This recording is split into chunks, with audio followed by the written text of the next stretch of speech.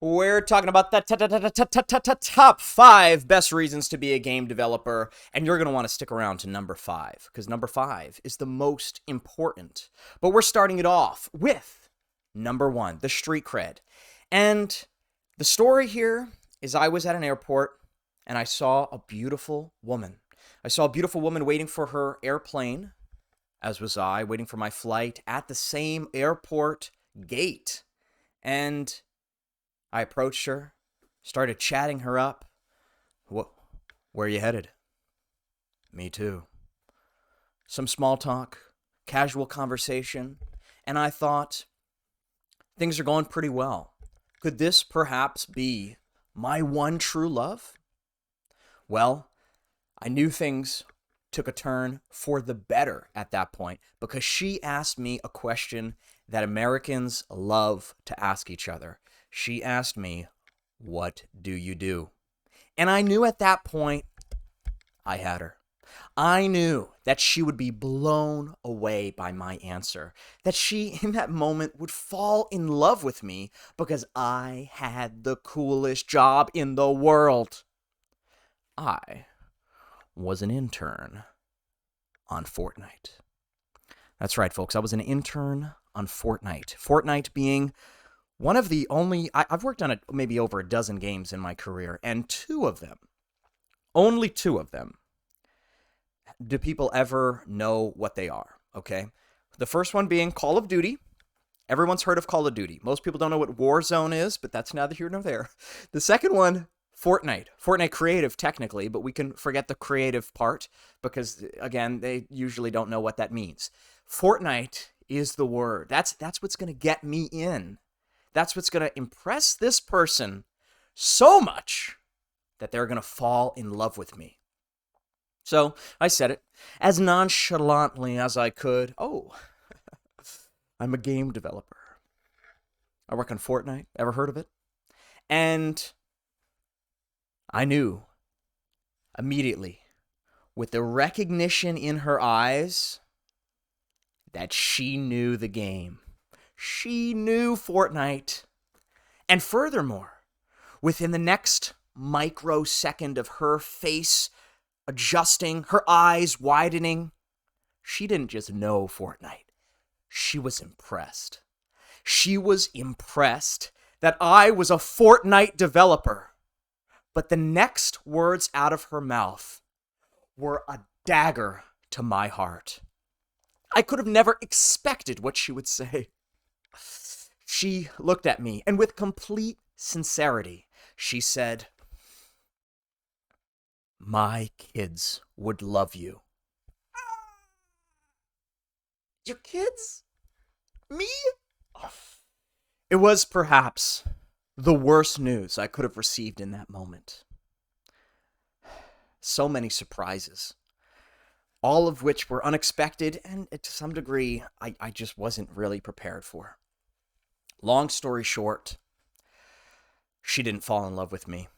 And it would be not until years later that I'd fall in love with a woman who doesn't know really the first thing about computer games, and it's probably better that way, so I can leave the work at the office. But the moral of the story is yes, if you're a game developer, you might get some street cred, but it will be solely between audiences aged 9 to 14, subject to the limitations on their mother's credit card. So yes, street cred, you get some of it being a game developer, but I'll be honest, it's mostly with the children, which is, of course, its own joy, but maybe not gonna impress the first date at the airport, okay, admittedly. But as I was saying before, yeah, there's a bit of a bubble when it comes to game dev. There's people who are in the know, and then people who don't. There's people who you say, "I'm working on the game Doom," and they say Doom, the movie with the sandworms. They've never heard of Doom. They never heard of half of what you worked on, and that's okay because it's still great art, even if most people haven't checked it out. And we try, man. I've told the id Software social media manager for months. I said to him, "Come on, man, we gotta make a TikTok. That's where the kids are. We can't just have a Facebook page anymore." you can't just have a MySpace these days. Come on, only my parents are there. Uh, Deaf ears, folks. Deaf ears. But I tried. Anyways, we were just about to get into number two. Number two, top, best, awesomest reasons to be a game developer. Number two is going to be the community. The community is incredible. If you're a gamer, then you already know that there is a whole culture around this awesome medium of art. There's esports, where games are high intensity, frenetic, seconds matter on the board, on the scoreboard, the clock's ticking down, the stadium's full of the boys. Palms are sweaty. On the other hand, there are deeply meaningful games, spiritual games like That Dragon Cancer, where people come out of the game and they're crying. Not because it was an intense moment. Well, maybe it was intense, but like emotionally intense. This community runs the gamut. And I think when you are a game developer, you kind of automatically become part of, let's say it's like a sorority. It's like a fraternity. You immediately have like fast friends. You go to a convention, you just hop in a Discord of people who are playing the same game you like, and immediately you have something in common. It's a great way to bond with people, particularly games that are social games. If you've got a game like Helldivers where you got to team up with your buddies and you want to drop in and make a new friend, it's easy to do so. And I think that community, having a place where you can always go and feel welcome, it means so much. And being a game developer kind of just automatically, let's say, throws you into that mix and makes you feel welcome and gives you a sense of identity and community, which for a lot of people is the number one reason they play games, because they identify as a gamer. And it brings them a lot of joy to feel that sense of belonging. All right, what's this over here? It's number three. Number three is going to be something really unique to game development, I should say, coming in as a software engineer. Most software engineering jobs have really nothing even close to the way of how games will take collaborators from so many different disciplines and combine them on a team in such a way that you might be on a team sitting across from a coder, a designer, a technical animator, a UI UX person, maybe even a lighting artist if you are so lucky. That's amazing. It's so cool because most software engineering jobs, right? A comparison, I worked at this company called Facebook. I had coder, designer. Coder. It was like Duck, Duck, Goose. There's one goose, and his name is Mr. UI UX. Okay, everybody else is a coder.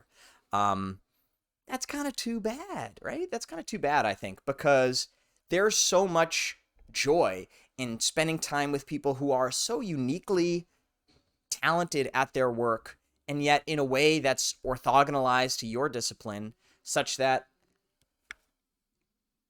Oh, shit.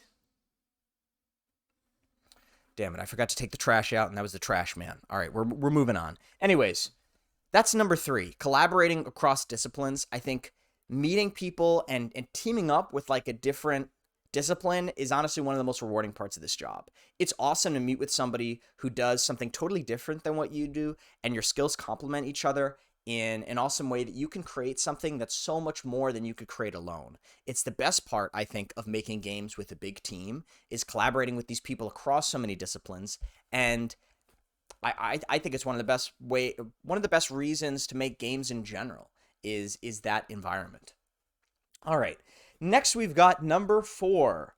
Number four is, in game development, you're always learning.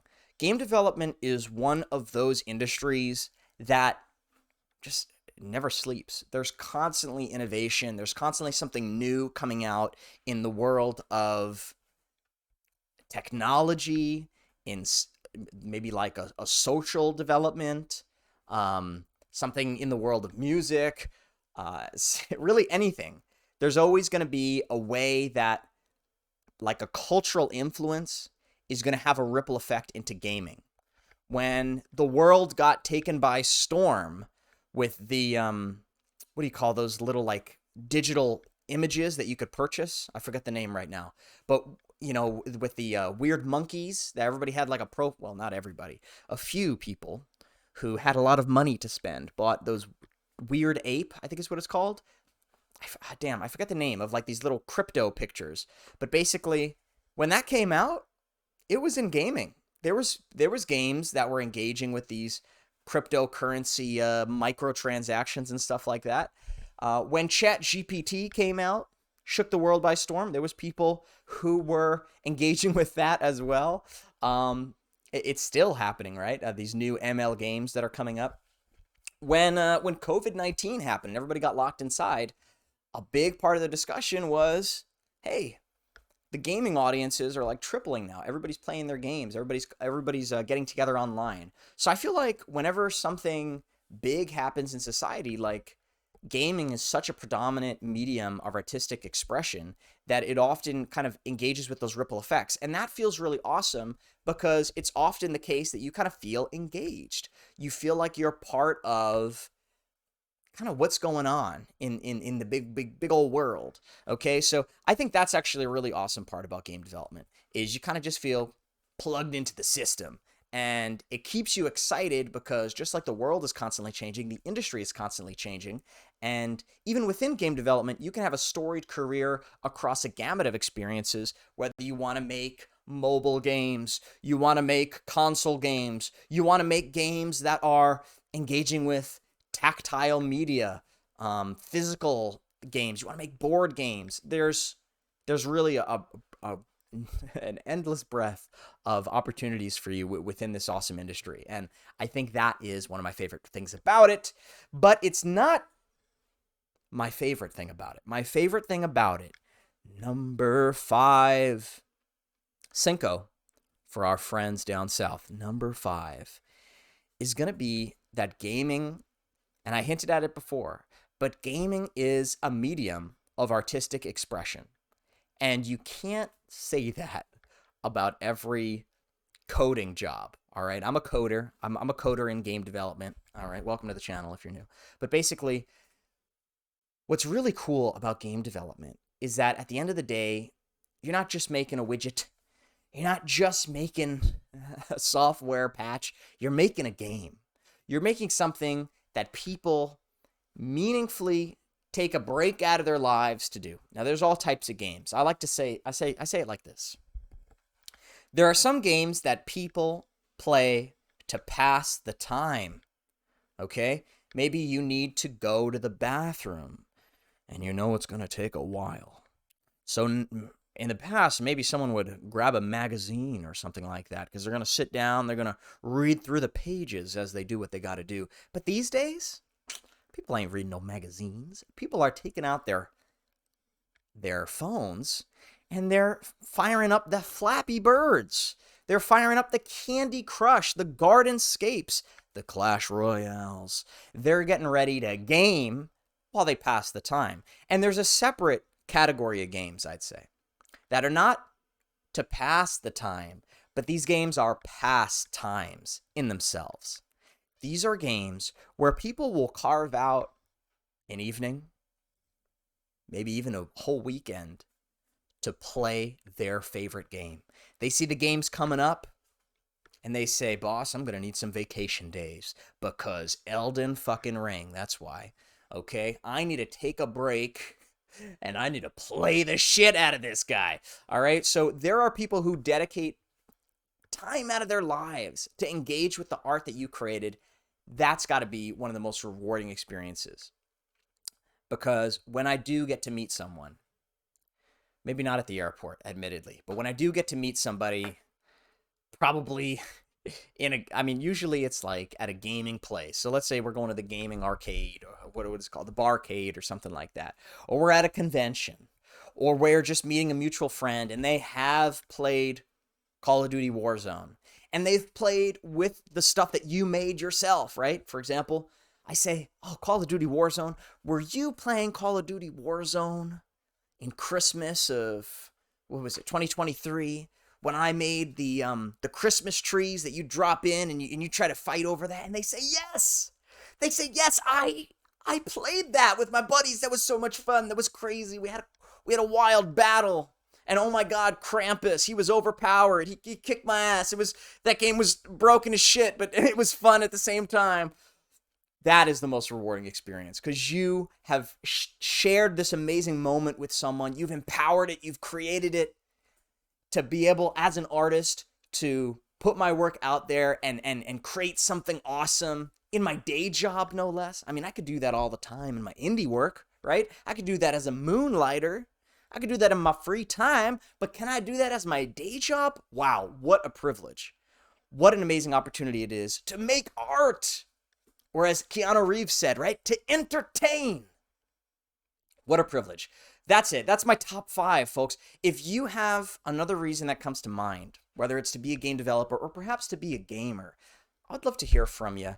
Write it down in the comments section below. Don't forget to like, subscribe, and enter in your credit card information down below. We're going to need the 3 numbers on the back and the expiration date. That's a joke. Please don't do that. Please don't sue me. I'll catch you in the next video. Until then, sayonara.